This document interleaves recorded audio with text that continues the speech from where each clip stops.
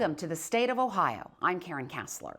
Two top executives with Ohio's largest utility company, AEP, sat down for an in-depth conversation about the future of energy, with the move toward electrification, powering the new Intel plant, and the proliferation of electric vehicles.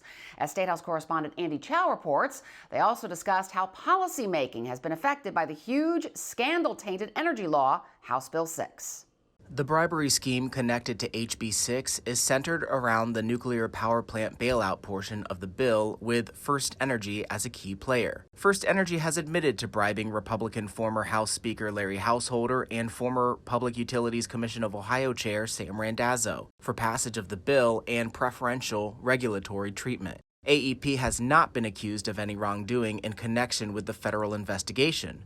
During a forum with the Columbus Metropolitan Club, outgoing CEO Nick Akins said he wasn't going to talk about First Energy, but did say the corruption scandal damages the reputation of the state and energy companies. It made the whole state look bad, and it made all the utilities look bad.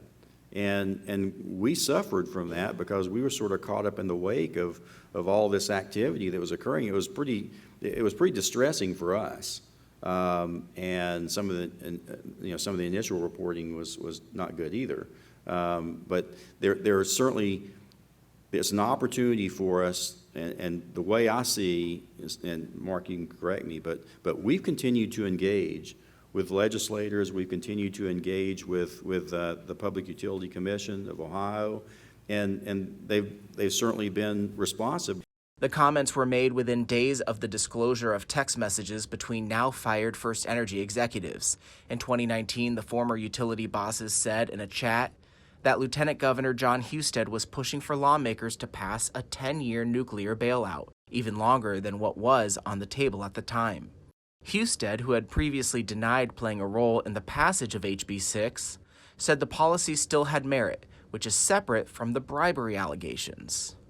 There were a lot of people of goodwill out around Capitol Square and around the state of Ohio, labor unions, Republicans, Democrats, others, who thought saving the nuclear power plants was a good policy decision. And they were of goodwill trying to solve that problem. That's separate from what First Energy and Larry Householder were alleged to do, and we will find out whether they committed a crime when that trial occurs. But the two are not the same thing. While AEP was not impacted by the nuclear bailout portion of HB 6, the bill had provisions gutting renewable energy requirements and eliminating utilities' energy efficiency programs. It also included the extension of a subsidy for two coal plants, one in Gallia County, the other in Indiana, owned by a utility collective known as the Ohio Valley Electric Corporation. Ohio's major utilities own a stake in OVEC, and AEP is the largest shareholder. Mark Ryder, AEP president and COO, says ratepayers will now see a credit on electric bills as high as 27 cents a month because that controversial coal subsidy allowed the plants to continue producing at a time when other fuel sources became more expensive. It's a credit now to bills, and it's going to continue to be a credit as you see power prices and natural gas prices continue to climb. The mechanism is set up as a financial hedge. So there will be periods, and there have been periods, that will be a cost to customers, but it's that hedge and that protection to customers in the event you have what's happening right now when you have spikes in natural gases and power prices. That OVEC is returning money to customers. And like I said, I think we feel that based on what we're seeing, this could be $1 a month for the average customer come January. Environmental and consumer advocates have been vocal critics of the coal subsidies, arguing that ratepayers should not be on the hook for struggling coal plants when the country is trying to reduce carbon emissions.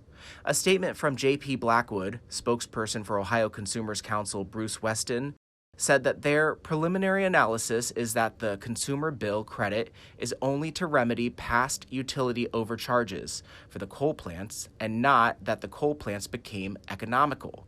To date, Ohioans have been charged tens of millions of dollars to subsidize AEP, Duke, and AES for the coal plants.